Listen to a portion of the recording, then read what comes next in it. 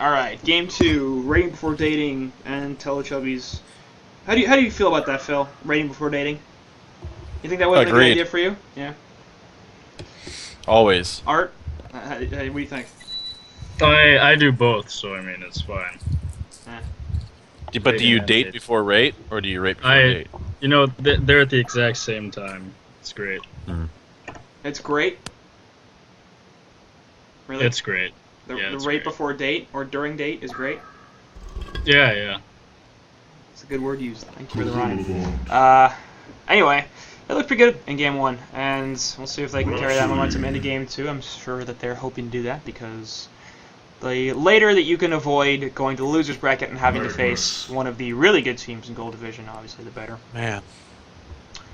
Cthulhu Font's so fucking dumb. Yeah. It's dumb. Like, so the hero was like useless before, which was fine. Like, there are going to be useless heroes in every game. Yep. But Artesia. how much did you make? 190? Hell yeah, I'm buying a new comforter for you. I'm gonna buy you a new comforter.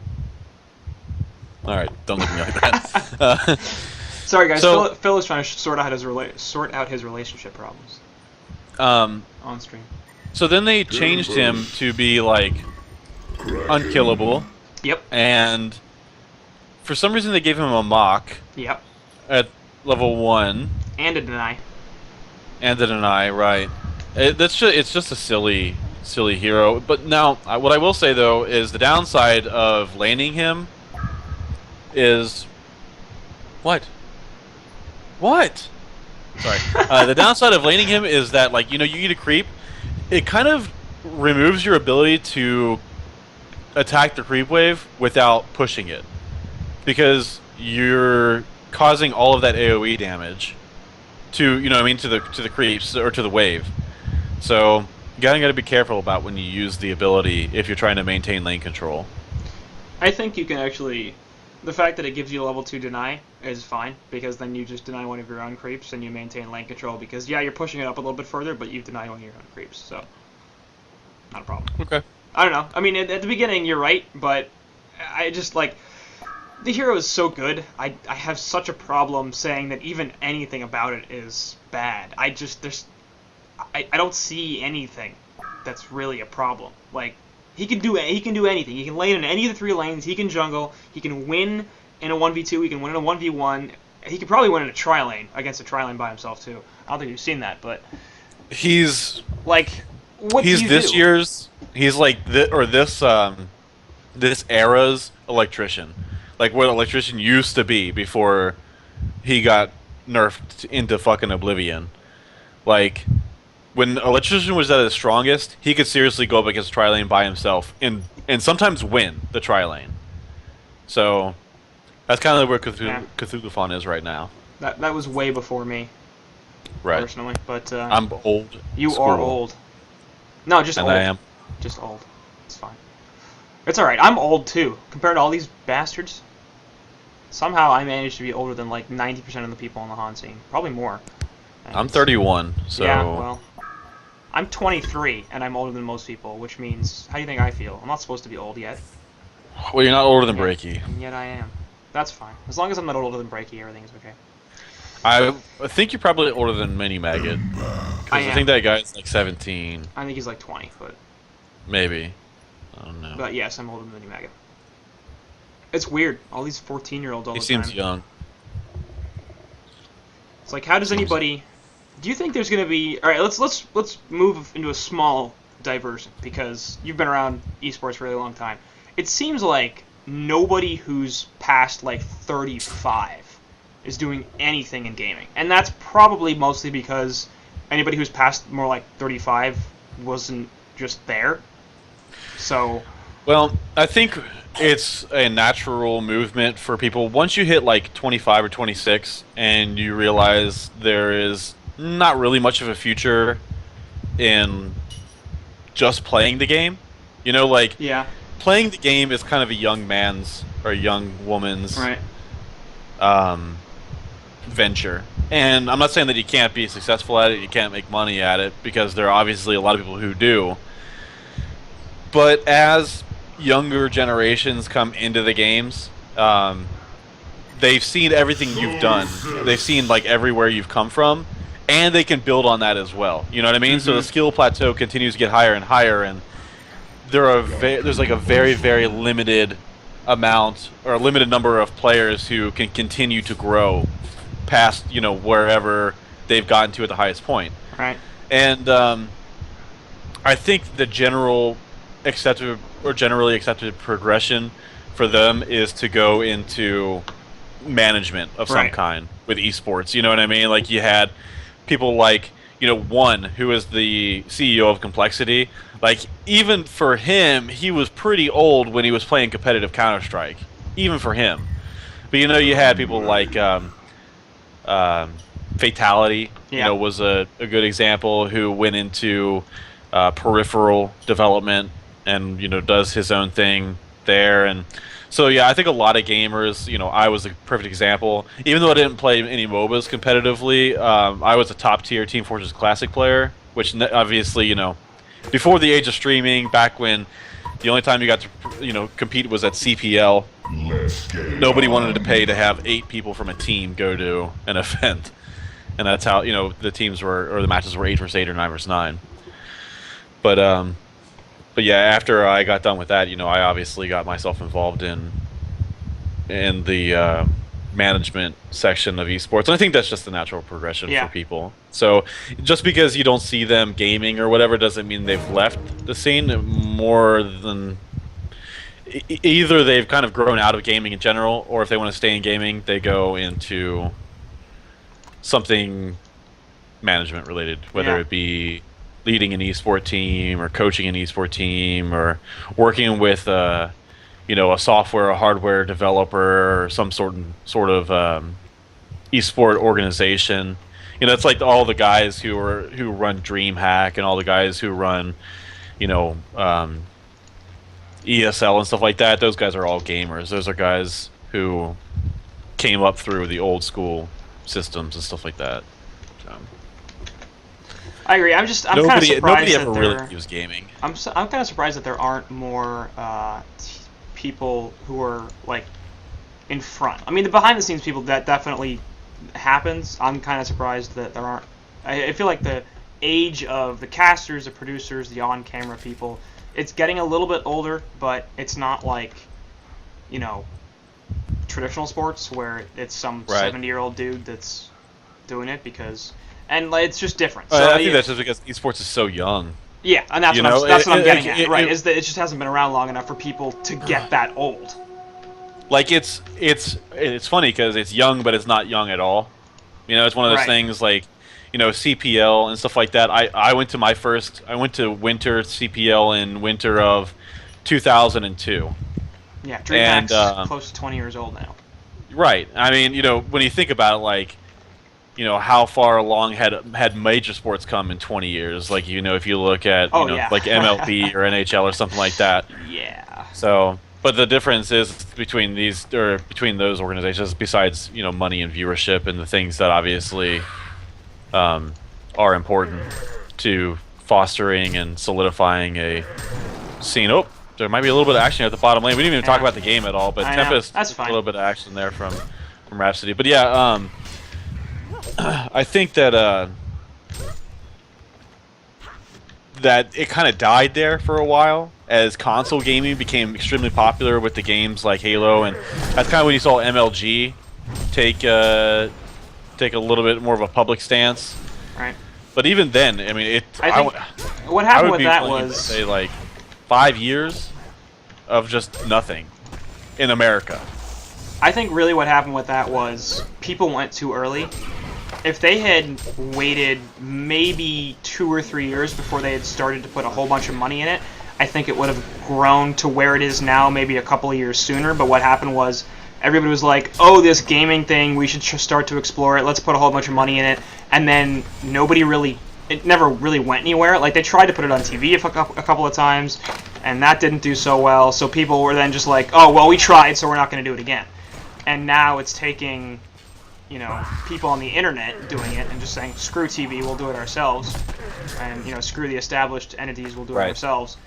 to get it to where it is, and without the backing, actually bottom lane actually will get the kill onto Empath, so sorry about that. Without the backing of, you know, legitimate sports entities and people with actually large amounts of money, it's being forced to grow much more slowly than it would have otherwise because it failed early on. And if it hadn't, then I really like, because I've been trying to do a whole bunch of stuff with esports recently and not so recently, and like you look at MLG or whatever that's tried to put stuff on DirecTV in like 2007. That was an awful time. Oh, you're talking about the like DirecTV and stuff like that, yeah. That was such an awful time to do it. When nobody has like, or you know, super high-speed internet isn't really common enough for people to competitively game that much, and you have to watch this in high definition. And in 2007, not everybody has an HDTV. In 2011, everybody has an HDTV. Actually, bottom lane, Ro8's going to be in some trouble, and she will fall here. Looks like they might be able to get a counter kill onto Empath. Solstice needs one more auto attack to finish her off. And meanwhile, top lane, they get a kill onto the... who is he? Duelfin. He dies. Middle as well. Man, Magnus down here. Lots of action everywhere. We should probably shut up about this for half a second, but yeah. I don't know. I think a lot of it is a negative stigma as well. Like if you look at things worldwide, aside from soccer or football, whatever you want to call it, no matter from depending on where you're from, like aside from soccer, in America, like we look at things a different way than a lot of other countries where competitive gaming and esports is kind of an accepted profession, and games. Or I'm sorry, in countries like Sweden or like in the the Netherlands and stuff like that. But in America, there is a stigma about gamers. Like this is a guy who lives in his parents' basement. This is a guy who's 24 years old. Like all he does is sit around and eat pizza. Yeah, like stinks and stuff like that.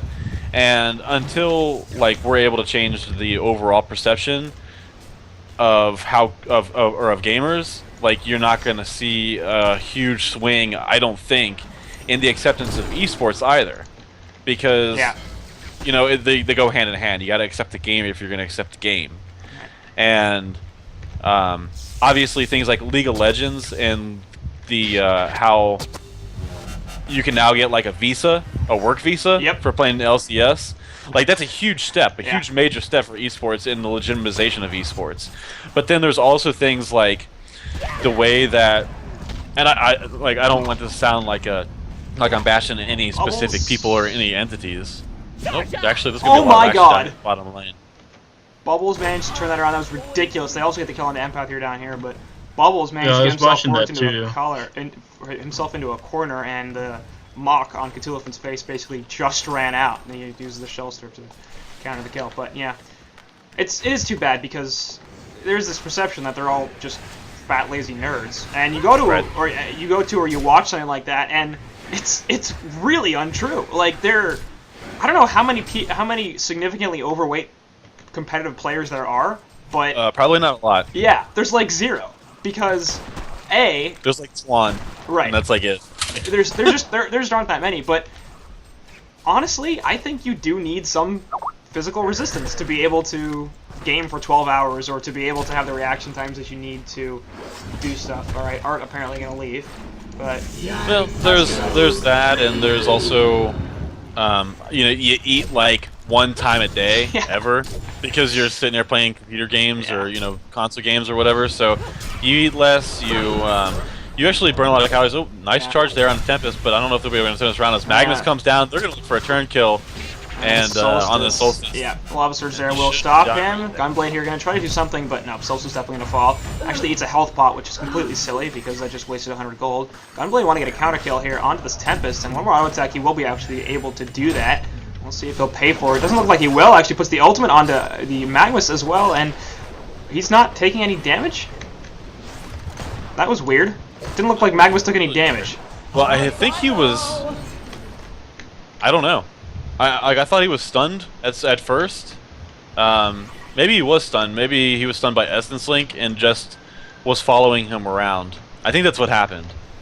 Yeah, I guess so. It looked like he was auto-attacking, though. From what I saw, the model was just frozen in one position. So I don't know.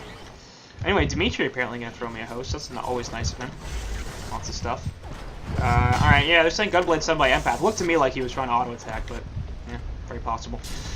Yeah, we should get to this game too, because at some point we want to stop talking about esports in general and start talking about the fact that they've got a Solstice and Gunblade on this team. Seems relevant. Yeah, I mean, it's funny because we were just talking about Gunblade, or I just mentioned Gunblade in the last game when we were talking about how frustrating it can be to play against, you know, these shield heroes. We're talking about Kinesis shield. He's obviously got the demonic shield. That's more action here, as Solstice is going to get caught out by this Cthulhuphon. Cthulhuphon not really looking to turn around. He's not doing any damage, and he's just going to get chased out of the jungle there by the Solstice and Bubbles. So Bubbles doing a really, really nice job at the top lane. I mean, obviously that kill really helped out a lot, I'm sure. But 285 gold per minute against a 257 gold per minute Cthulhuphon. I mean, you can make the argument that Bubbles has won that top lane. Yeah, I think you can. That's really impressive against Cthulhuphon, who, as we just talked about, has a lot of tools at his disposal, especially in a 1v1 matchup against a hero like Bubbles, who, while can be a little slippery to kill at times, is pretty easy to force out of the lane, especially with that Hook'em now, the new Hook'em. Right. I think honestly it's been Bubbles there at the top lane, and they can hook immediately and just try to put a little more damage out. Bubbles obviously has but here comes Dr. Repulsor, and that's going to end up being a kill on Bubbles. Really nice timing there from the DR, but perhaps a little bit too long of a wait there from the Bubbles to just TP to safety, or to shell surf to safety. Yeah, I think the fact that he couldn't see him coming in, he probably thought he was okay, didn't realize Doctor was where he was. But they do actually get the counter kill on Empath as well, because Empath is level 2 and was running through the jungle and ran into Solstice. But yeah, it's Cthulhuphon actually I think got a little greedy in his top lane as well. He dove a tower trying to kill Bubbles. He also sort of dove somewhere else trying to kill Bubbles. Not really. Anyway, Elephant will be jumped here as well by Solstice, but I think the ultimate might have missed thanks to Dream of Madness. Kelphill will go down onto the Elephant, and he's trying to live here. Has no mana, and he's going to end up taking the death as Rhapsody and Bubbles help finish off that Cthulhuphant. So, yeah, the fact that Elephant's 275 gold per minute, and Bubbles is now 275 gold per minute, whatever. Anyway, middle lane as well. Doctor going to jump onto the Gunblade. Will also take a Tempest ultimate. Now, Doctor out of mana, though, and really no counter restraint onto the Dr. Repulsor. Couldn't move even if he had enough mana to do so. One more auto attack, and actually, yeah, they'll finish him off with a splash from Kraken as the ulti from Gunblade finally wore off. So they get a counter kill as they jump the Gunblade. They use a Tempest ultimate, and then lose a hero. So, alright. Not really what you're looking for. No, not at all. Yeah, I mean, this is... I think that this game is a lot more in favor of the Hellborn than the stats tell. I mean, they do have a smaller advantage, you know, to only 2,500 gold and a 1k, or almost actually 2k experience lead, but they haven't even taken a tower yet. So that gold lead is going to grow even more. And their heroes, I think Gunblade's extremely strong. Oh, Bubbles, what are you doing? He just never shell surfed, and I don't know why. He had plenty of opportunities to do so. I guess the teammates were coming, but Solstice also going to get picked off. So. Okay, so everything I just talked about, go ahead and erase everything I talked about. Forget everything I said, and we're basically back to broke even here. I was going to say, you're really going to tell me that stats don't tell you the complete, unvarnished, wholesome truth? Come on, man. Come on, man. They, talk to the stats guy. Aren't they just, like, 100% gospel? That's what I thought. Somebody lied to me. And meanwhile, Kraken might be in some trouble as Elephant's sort of trying to chase him down, but Bubbles is here as well. Kelfield's going to go. He's going to trample through and take the stun, whereas the Kraken is not quite going to be on point. He will get sort of pulled back in, but is able to walk out of it. Dream of Madness doing a lot to keep him alive right now. Oh. And yep, here comes the team. They will finally get him. Yes, last Bubbles auto attack. No! Eruption going to be able to finish off Kraken as they manage to get the last kill on Okami Tempest. And over here, like 4 different fights are going on as the Lava Surge goes in on the Gunblade, but now Magnus will be able to steam bath. He should be okay. Bubbles in the background might be in trouble. No, he's not. Solstice ultimate going to completely whiff, and Magnus will finally get picked off as Empath is all of a sudden in a ton of trouble. Yeah, she's level 3, so she gets crushed. But yeah, they didn't see the truth of light. That was a team fight of frustration right there. Like, for both sides. Like, if I'm Bubbles, I'm super pissed about not getting that kill on Cthulhu. I mean, he was at, like, 2 health. Yeah. And then he auto-attacked him and still had, like, 2 health. Yeah. I mean, it was insane, like, the fact that he was able to live through that. And, I mean, that's obviously got to be real frustrating for Rapsy, what Bubbles. are you doing, but man? Oh, actually, it might be okay. Staccato's going to help do a whole bunch of damage to Tempest, as he couldn't quite get the Glacial Blast off. And now Kraken is here, missing the charge, but still has enough range to hit that last auto-attack and kill Okami. And pretty easy kill on the Gunblade here as well. Doctor come in with the ludicrous speed. Nice. And took all his mana, but definitely worth it to get that kill, so... Yeah, I gotta get the kill on the Gunblade. And, you know, one of the things I was going to talk about is, when I was talking about the Hellborn not really, or the stats not really telling the entire story, is, I mean, this Hellborn team, like, they're playing pretty well against the Tempest, who has not really done anything in this game. You know what I mean? He hasn't. Right. There's like he's had almost no presence at all. Well, he threw that one ultimate in the middle that didn't do anything, so... Oh, well, there was that. that. He hasn't, like, pushed the towers, you know what I mean? And anything like that. Like, they haven't gotten together to really press the advantage. What advantage? But... I mean, that's it. I don't think they really have had the capacity to do well, that's what I mean. The advantage of having a, you know, a strong pusher is they what should. I mean. Like, not it's, obviously the advantage it's they 13 have. minutes in, and this bottom tower is at half health. Like, that just shouldn't be the case. You know, when you have a pushing hero like Ophelia or Tempest in the Woods, you should absolutely be taking that tower a lot quicker than that, because, hey, free gold. Your sport's gonna get a lot more, and this empath is suffering super hard, so I'm sure she would appreciate having something other than just tangos. Meanwhile, top lane, they've managed to pick off Rhapsody. So, you know, these supports on both teams have been playing extremely sloppy. Both games, really. yeah. But, like, you know, there's just a lot of weird positioning. This Rhapsody doesn't have anything. She doesn't even have boots. She's got one tango that she's borrowing from somebody else. And a couple of revs. That's Those are hers. Like, at least. Right. Those are her revs. I can't take that from her. You can't take that away from her. I can't take that away from her. Those are her revs. Stop hating on this Rhapsody. She's got 2 rev words, man. Come on. She's doing something. I mean, you know, she got 114 gold per minute, though. Solstice like, ultimate, yeah, right on top of the kill field here. They will absolutely crush that Magnus, but Elephant, once again, just charges away and he's totally fine. Doesn't even take all that much damage, so... Decent setup there, but... this will be the first tower kill here for the Hellboy team. Destroyed a Legion tower. So... Well, at least they're getting something. The Legion aren't going to push, at least they are pushing. And speaking of that... well, looks like the Legion team is getting ready to push here at the bottom lane. Tempest using those elementals, trying to replicate. This is one of those things that I find extremely frustrating about... Let them replicate. Playing Tempest. Yes, please let them replicate. Like, just, like, stop attacking the wave, allies, like I was counting, I'm pretty sure one more attack would have had them replicate. And, you know, that's what, obviously one of the biggest differences when... Not that I, you know, I'm here to talk about, like, the difference between Dota 2 and HoN, but there are a few major differences between Enigma and Tempest. Obviously, Tempest Black Hole, or Elemental Void, is huge. It's way bigger than Black Hole is in Dota 2, as far as the AoE, or the radius of it.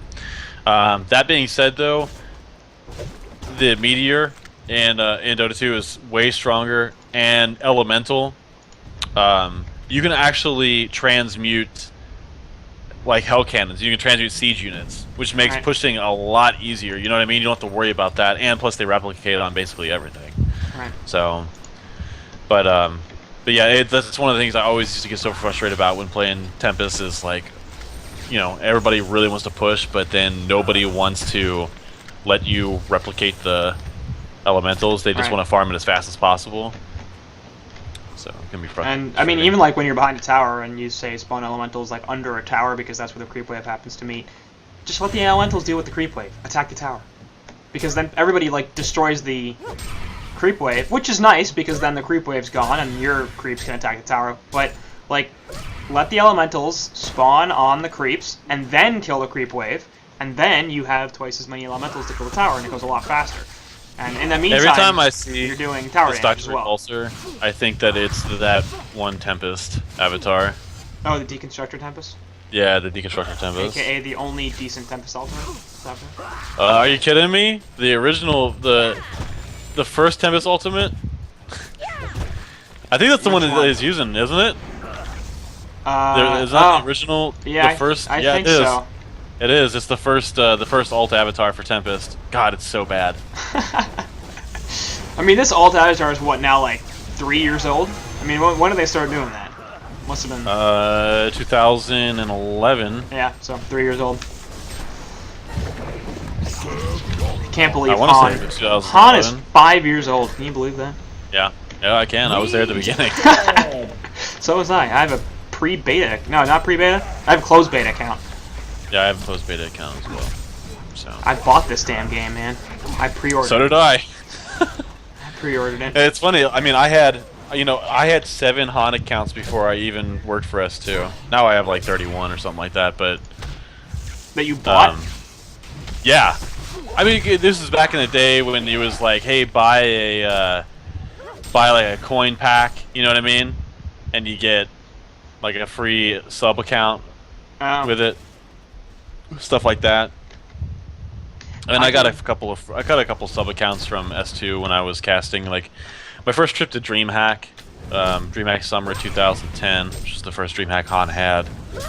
I was a caster up there and met Laura, and she gave me a couple codes for a sub accounts. So. I can pretty nice. remember all the money I've spent on HoN. It was, I happen to have 15 bucks in a PayPal account for some reason, I don't remember why. And DJ Rhapsody is like my all-time favorite alt avatar, so. Really? I think it's bad. I love that alt. You're just wrong. It's fine. I know. I'm sure I am. Like, I know a lot of people love it. It's a great alt. But they put it in the Foot Locker for the Season 2 finals. You know, they actually, for once, did some community funding. And so I had 15 bucks, so I'm like, what the hell, I'll go buy some gold coins. That's the only money I've ever spent on HoN since the pre-order. Anyway, Eruption going off here in the middle lane. Looks like they've been able to just destroy Solstice. No! Rhapsody ultimate right there. It is party time, DJ huge. Rhapsody. And saves the day, the absolutely. They finally do kill Curson on that Rap, but she saves a couple of her teammates in the meantime. And Hellborn's sort of looking to turn this around. Dr. Repulsor's out of mana in the background, but Elephant hitting 3+ people with their charge will be stunned by Solstice in the back. And Kraken here trying to get away, has the charge, and he should be fine as Doctor really has no mana left. And the Hellborn side looks like they're going to back out, so they end up getting the 2 for nothing, despite the fact that the Legion side were setting up on them. No, they did get the Rhapsody kill, so 2 for 1. Sorry, 2 for 1, sorry. Well, it's Rhapsody, who really cares? Right. But, anyway, that's the only nice money kills. I've ever spent on HoN, was the 15 bucks to try to get the DJ I spent about Rhapsody. $100 on HoN, all said and done, over the first 2 years that I played the game. I would say, I bought the game for $30, and then bought 2 sub accounts, which were, I want to say, 20 bucks a piece at the time. It's a lot. So, that's what, $70 right there. And then I bought a $30 coin pack that included a sub account. So, yeah, all said and done, I've bought about $100 worth of content in HoN and spent about $7 million worth of gold coins. Back when I was the keeper of the coins. I get coins now too. I'm so lucky, because they don't want to pay me with real money, so they give me coins.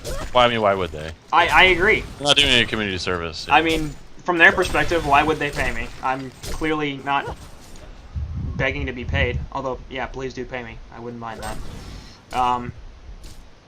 Yeah, I mean, gold coins are fine. It's actually surprising. I always was like, man, who really needs, like, gold coins? Who's really spending all this money on the game? It's kind of ridiculous. They're just alt avatars. It just makes your game look different. I'll give them some credit.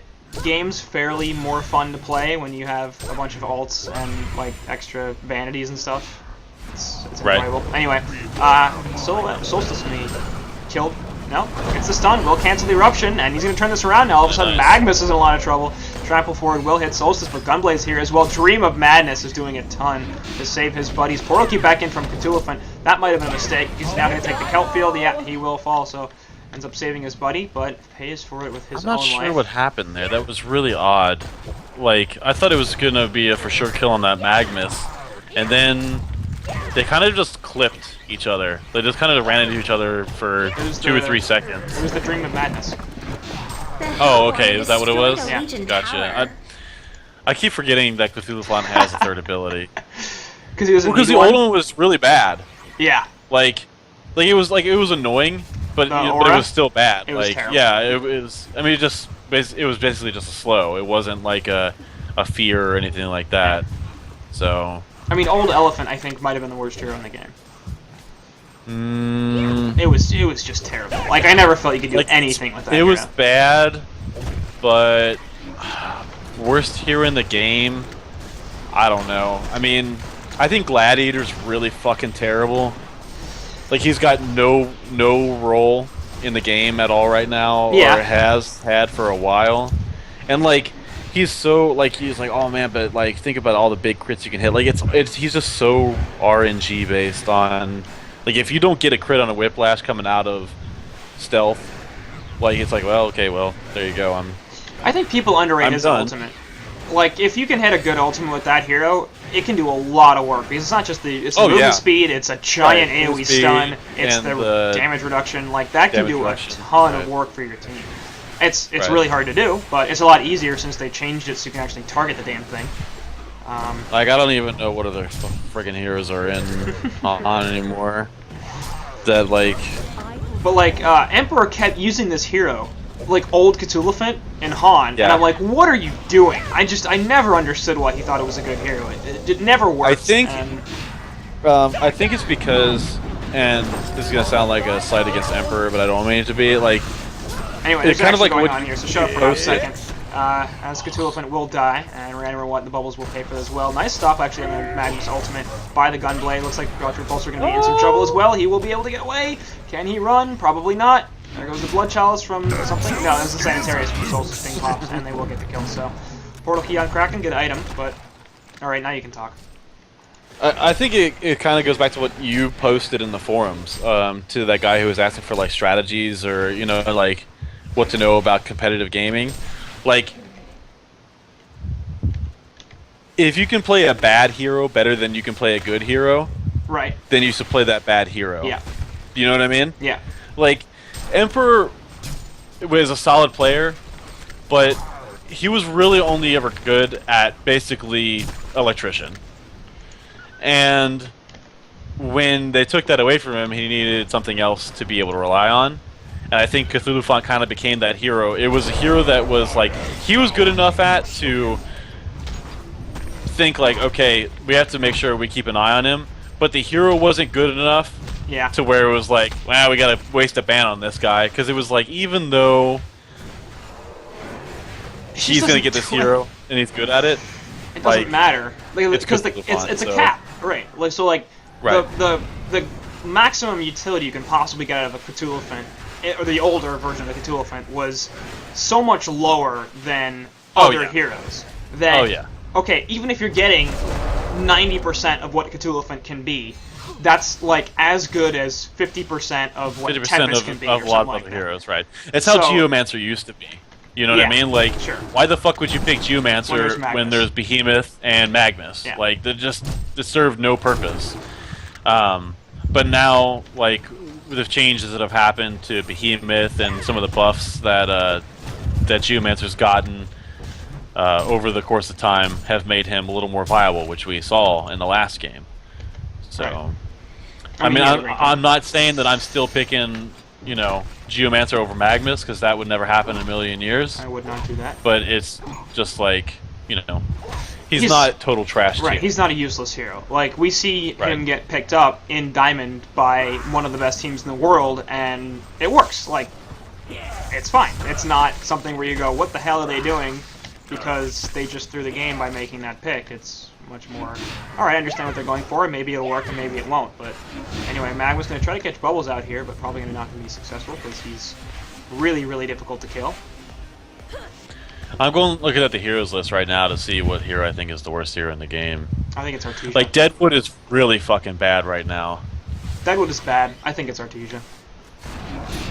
Anyway, charge here onto the cliff, actually, sort of. Cthulhu in a bit of a weird spot. He puts the Dream of Madness there, and the Eruption going on as well. Immediate kill on Rhapsody, but a nice ult from Solstice. Also, the kill field, a lot of people down. They immediately destroy the Dr. Repulsor, and Empath going to fall here, as well as the rest of the Legion side is trying to get away pretty desperately. Lava Surge forward from Magnus. He probably will be okay, but Tempest not going to be able to join him in safety. Ends up being a 3-for-1 in favor of the Hellborn side, as they take out really 2 cores and a support, so...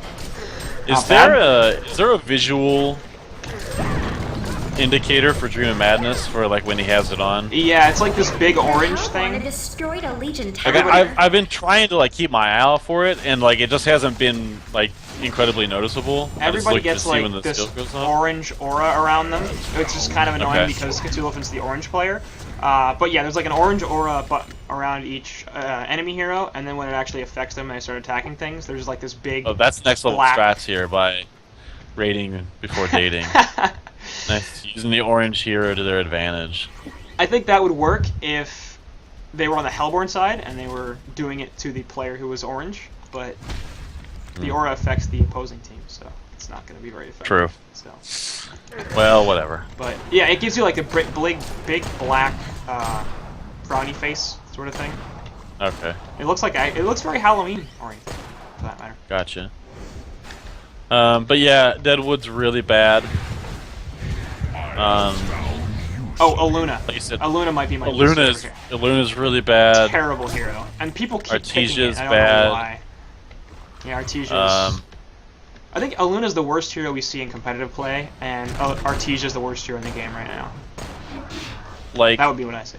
Hey, Thunderbringer. I wish Thunderbringer was better, but I think he's not great, but there's some situation where he can be useful. Anyway, gonna be a pretty big initiation here onto Rhapsody. She will die right off the bat, but Kraken ultimate gonna catch 3. Actually, Doctor finally gonna get out of it, but charge forward from Kraken will be able to finish off the Cthulhu fight. Here comes Solstice with a whole bunch of stuff, puts the ultimate down, gets the fear effect, easy kill onto Tempest, and now Empath gonna try to get this Dr. Repulsor on out to safety. Should be able to do so. He's got plenty of mana left, so as long as he uses this judiciously, he should be all fine. Gets silenced, and the Nullstone's broken though, so yeah, there goes one ludicrous speed jump, but here comes the counter. Nice dodge onto the charge, and he's now out of mana. We'll see if they go for him or for the Empath. Yeah, looks like it's going to be Doctor, and Doctor is going to be in a lot of trouble. He probably will fall here. Yep, gets finished off. Magnus not quite able to save his friend.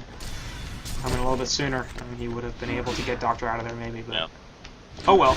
Yeah, you know, we've been doing a lot of talking about things that aren't this game. I just realized that this Hellborn team has quite a significant advantage.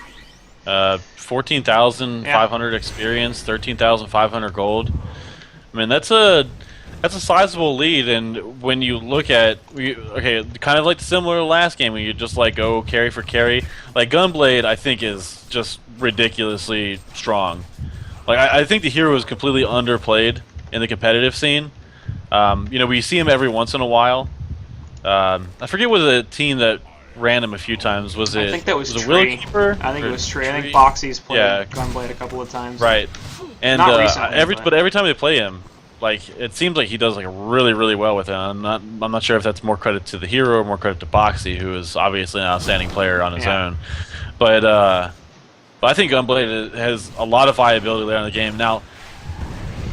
I would have expected for him to be 3-1 and 13 to have more items than what he's got, and it's 30 minutes into the game.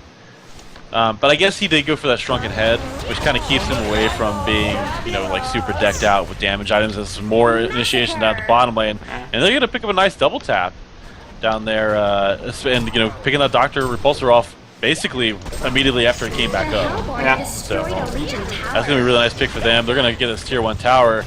And see if they press their advantage up in the middle lane. Cthulhu Font going toe-to-toe with that Solstice. There's the Dream. You see him?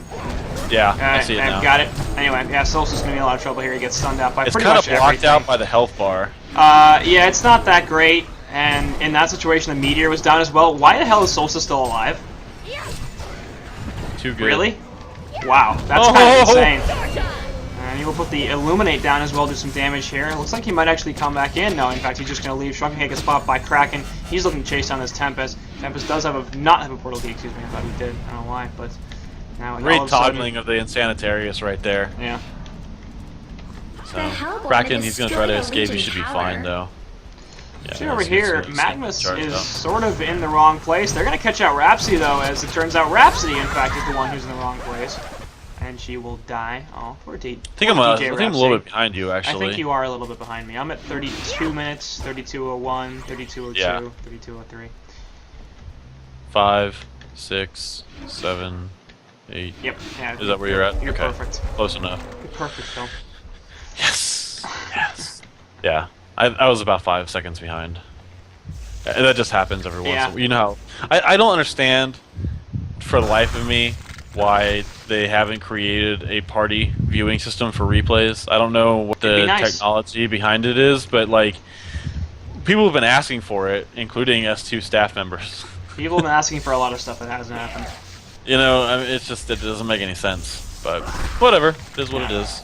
So. I mean, like, to be totally honest with you, the thing that I want the most is the thing that would make me completely obsolete. I don't understand why there isn't a better stat tracking system for competitive games. Like, yeah. I feel like it'd be so easy to implement because the game records all this data anyway. And you could do much more interesting stuff, like say, okay, you could track the stats throughout the game. I can't do that. I can't write down what everybody's GPM is at every minute of the game because that would take way too much time and be horrible. But the game can record that. So you can do stuff like run queries for, you know, at 30 minutes into the game, if Pebbles has 450 gold per minute, what's his win rate? His subsequent win. Right. So, and that would be way, way more interesting than the stuff I could do. But it just isn't in there. Don't sell yourself short. I like a lot of the stuff I do, and I think that plenty of it is interesting, and people take interest in it, and that's nice, and it's great, and I'm happy to provide a service, but what I'm saying is, like, it could be about 100 times better than what it is. Oh my god, you know, I was talking so much shit about Rhapsody, and then I just looked at Empath. She has boots. She has literally boots. Like, I understand, like I understand giving the farm to the core heroes. Yeah. I do. I get it. She needs more than that, though. Anyway, Rhapsody Ultimate, speaking of her, she will save a ton of damage there. Eruption comes in from Magnus, will stop hit and kill her. Looks like there'll be a lot of trouble on to Cthulhu, though, as he falls. Gunblade with the Assassin's Route up, trying to get the hell on out of there. Empath is inside of Tempest, so those boots helping him out now, and Solstice going to be able to get away. No, Pushbook not quite enough, and he will die. His bubbles, sorry. And Tempest Ultimate will lock 2 down as well. Epic Slacker on the Solstice, finally he does die. Gunblade running back in, killing Tempest, but it's not going to matter too much as they pick off 4 heroes on the Hellborn side.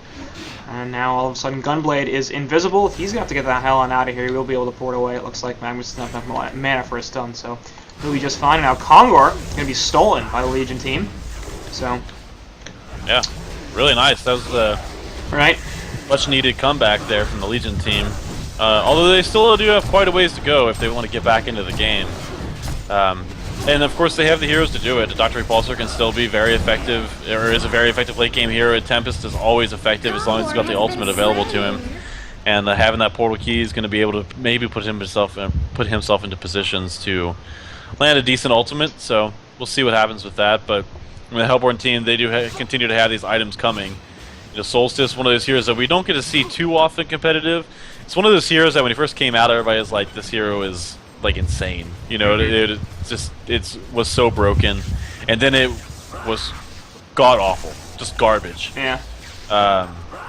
And now it's back to being kind of like, it's back to being better since they reduced the amount of damage that neutral creeps do to you, so allows you to jungle again. But you know, he's had a pretty decent time as he finishes his Dawnbringer right there, so he's going to have that to work with. So Dawnbringer, along with Insanitarius and Shrunken Head, he's going to be able to put out quite a bit of damage, as well as survive through quite a bit. And Kraken, he's kind of doing his thing as he works towards, I'm guessing he's going to try to finish that Demonic Breastplate before he does anything else. And 3,000 gold, we'll probably see Genjuro here on the Gunblade. I'm guessing that's what he's saving up for. He has the money to buy it now if he wants to. I think he might want to save for a buyback just in case, but might be a little bit greedy at this point to save for that. Genjuro is probably going to prevent him from dying in the first place. But nice Hellflower pick up there on the bubbles, so we'll see if he's able to make use of that. The Hellflower, definitely an item that's fallen off in popularity due to them removing the 20% additional damage. So that's it's kind of a rare item to see, but they're going to look to put it to use immediately as they're going to go on this Cthulhu on the top and pick a kill with it. So, you know, obviously, when you think about like missing the 20% amp damage is obviously a lot, but the perplex is a huge issue. Being able to negate them from using items at all, you know, that's something that I definitely miss on Orchid in Dota. Because it's just the silence and the amp damage, but not the perplex.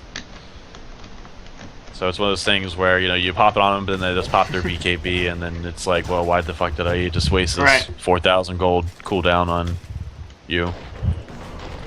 But I do think a little bit of backdoor, a little bit of creep skipping coming down here at the bottom lane from the Hellborn team. The Solstice puts a few auto attacks into that tier 2 tower, but they're going to back up here. So Dr. Repulsor with that token. Now, you know, we talked about the Hellflower and Bubbles. He's had his Hellflower for a little while now to go along with that Nullstone. I'm not sure if I like the Hellflower on Dr. Repulsor anymore. It used to be the go-to item. I kind of think Sheepstick is the better choice for the Dr. Repulsor. I know it's a little more expensive, but it does provide better stats overall. Magma's also falling. Well, they pursue this onto Tempest. He did get Hellflowered, but no, he'll be fine. Oh, 2 nice picks there. That Shell Surf just barely tickled his butthole right there. Tickled his butthole. But he was able to escape, so. Not quite enough to put that Flicky on cooldown. But yeah, so they had a sort of backdoor. Now they're going to turn this into a real push, but actually middle lane is where the action's at because they got to release the Kraken. And the Kelp Field there will absolutely destroy the Doctor. Yes! Excellent timing on the Solstice ultimate. Going to fear him, but he will die. Wow. Completely locked down. Entirely shocking. Bubbles actually going to survive as well, so... Man. Really good response there from the Hellborn team. Telechubbies. Very good TPs. Yeah. They look like a different team. Ever since, like, okay, the first maybe 10 to 15 minutes of Game 1 was awful. And after that, they've looked pretty damn good. Like, you know, I think the beginning of Game 1, they just got into such a hole that even though they made good plays to kind of connect into it, it was just insurmountable. We talked about how each team needed to have that laning phase success to snowball into a victory, and the Hellborn team, or the Legion team, had that in Game 1, you know, who was at Telechubbies had that in Game 1. But, or there was Rating for Dating. It was Rating for Dating. Yeah, because they were the Hellborn team. They were the Hellborn team. And Wall actually will catch out the Solstice here, but he's pretty damn tanky. Plus, he got a Rhapsody ultimate behind him, so not too much fear there. Curson gonna fall, though, as he's so squishy. Is he gonna die? Yes, he will. Tempest ultimate gonna catch him and Gunblade. Epic Slacker on the Solstice does die as well, but the Portal Q was canceled by the Magma, so it looks like he won't be able to do too much damage to that eruption. And Genjuro gonna run away. Gunblade, he will be just fine. Rest of the Hellborn side will be able to back off, no problem. So they use a couple of big ultimates there. They do get a couple of kills out of it, but I think Hellborn are probably mostly okay with how things turned out. It could have been a lot worse. Well, I mean, they lost a couple that didn't get really anything in return. Yeah, but I mean, they put a couple of abilities on cooldown. They're in a good, they're in a good position, though. Not having that Tempest ultimate to work with is obviously a huge deal for the Legion team, so that should kind of be a signal for the Hellborn team. And no more token on Dr. Repulsor, which was eliminated earlier on. But those two things should kind of be, I think, a sign for the Hellborn team for Telechubbies to get in there, and it's about, you know, try to make something happen in one of these lanes. They did put quite a bit of damage out on that tier 3 tower in the middle lane, so that's actually almost in deny range, only 43 hit points out of the deny range. So they could be able to come in there and just either Gunblade might be able to get in there and just ninja that up, or Solstice, something like that, or they could just make a decent push down there. So we'll see. See how much longer this game has in it. I feel like we haven't talked about Solstice enough either, because he is leading the charts right now in GPM, and this is, again, a hero that we don't see very often. Like you said before, he has been changed pretty significantly in terms of not really what he does, but how much power he has. Back and forth and back and forth. And I don't know, I feel like this hero is underutilized right now in the competitive scene, because we're sort of searching for junglers, and that's why we're seeing Keeper of the Forest re-emerge a little bit, especially in the woods, where I think he's fine. Like, I don't think that that's bad at all. I think they should... I mean, it's not as good as it once was, obviously, but he's still a completely competent hero in the jungle. Yep. I think the thing the thing about Solstice is his daytime gank potential is really not that great. You know, like you can see him coming in. The charge is interruptible. Yeah, I think it's he's got better good flash early. farming potential. And another, well, I think one of the other big thing is like you look at it here like Solstice, he's kind of like Legionnaire, where if he's gonna gank, that means he's got to leave the lane, which is kind of denying himself free gold and experience, and you're making a risk, you know what I mean, or taking a risk to try and get a kill. Whereas if you get counter killed, not only have you lost all the time that you would have spent in your own jungle getting free creep kills and experience, but now you're costing yourself that extra time to be dead, get back in the game, Dr. Repulsor's dead, and you know what I mean? So he's kind of one of those heroes, like, if you want to be effective with him early on, you gotta gank with him. If you gank with him, that's time you're not spending farming creeps. If you don't get kills, you're wasting time. So it's... I think that's what makes him powerful, is the fact that he doesn't have to farm. Okay, because like Keeper of the Forest, for example, he can't gank until level 6. He just can't do it. There's nothing that he can do, really, unless you're fantastic with the creep block with your tree dogs. Tempest can gank, but he's not super great at it. He mostly has a Glacial Blast, which is a nice stun, but it's not like auto kills. Ophelia's a great ganker. Parasite's a great ganker. But then you have a hero like Warbeast, for example, who we've seen in the jungle every so often, and I don't like it personally. I don't think he farms quite fast enough. But the thing I'm more concerned about, Courier, man, I don't know what took them so long to shield that, but it will die. I don't know why it was there. And Eruption actually going off in the background will be a Sheepstick onto Gunblade as well, but just not that much damage getting dealt. Rhapsody ultimately to save a whole bunch onto Kraken and Gunblade. Rhapsody finally going to get canceled, but the Kraken ultimate going to go down here as well, and the ultimate from Solstice will connect onto a couple. Looks like they'll get to Doctor, Magmus, Tempest, and Cthulhu killed. Yeah. There's no buybacks available for the. I mean, that's mid-rax, team. I guess Cthulhu has one. No, he doesn't. He doesn't have one. He's got. They got Empath. Empath has Striders now. Watch out. Rhapsody's got a. Yeah, and that's the CC. Racer, so deal with it. That's true. Yeah, so that's going to be game right there. No surprise, really. I mean, the Hellborn team, they had an advantage for quite a while. But really, I mean, I think you got to kind of give Rating Before Dating. Is that what it's called? Rating Before Dating? The Telechubbies were the ones that won that game. I know, but I'm won that game. talking about the Rating Before Dating is the Legion game. Right. So, I mean, they did a nice job of trying to keep the game going. They made some decent plays, good initiations from Magmus overall. But I think one of the biggest problems is just by the time he was making good initiations, the Hellborn team, they just had so many items, and they were so tanky. They ran a really kind of strength-heavy lineup. Even though Gunblade is obviously an agility hero, he's got that shield to work with, which just negates so much damage. Right. So, you know, when you're Magmus and you go in, channel your Eruption, get the whole stun and Eruption off, and it only does like less than a quarter of life. I mean, you're just not too much to work with. And you know, Dr. Repulsor ended up picking up that, or I'm sorry, it was Magmus who picked up the Sheepstick at the end, and it was one of those things where I think that Dr. Repulsor just would have been so much better served off either rushing the Shrunken Head or going for the Sheepstick. Right. I mean, their damage output just wasn't that never great. addressed the Rhapsody through any of those fights. Like, she always got an ultimate off that was at least 2 to 3 seconds long.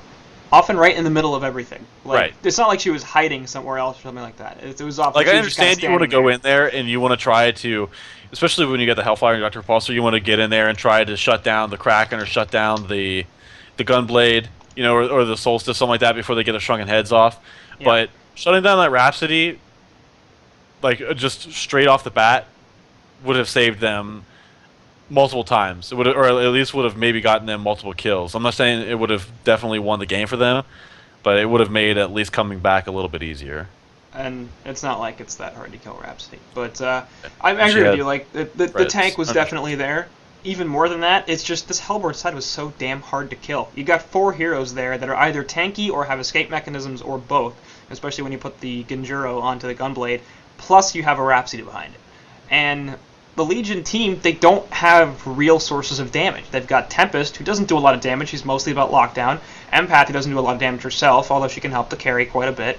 And Cthulhuphant, who's really, really difficult to kill and very annoying, but doesn't also have a really significant source of damage. It was basically all on Magnus and Dr. Repulsor to take down 2 strength heroes, 2 heroes that have escape mechanisms in Bubbles and Kraken, a Gunblade with the inherent defense plus the Genjiro, on top of the Rhapsody ultimate, which means that significant portions of their already small damage are going to get mitigated. So, and we saw that in the last fight too. It basically came down to Sheepstick on Magnus, which was great.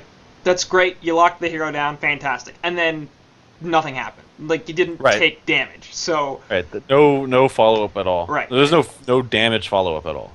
And you can't do that. Like, you can't draft a lineup without damage. So perhaps something else, maybe even a Glacius as opposed to the Empath or something like that. Something that can do damage somewhere in those fights would have been much better. Yeah, I'm not really sold on Glacius. I know that she's made like a huge comeback, and I talked about this the other day when I was doing the Heroes of Hook City thing.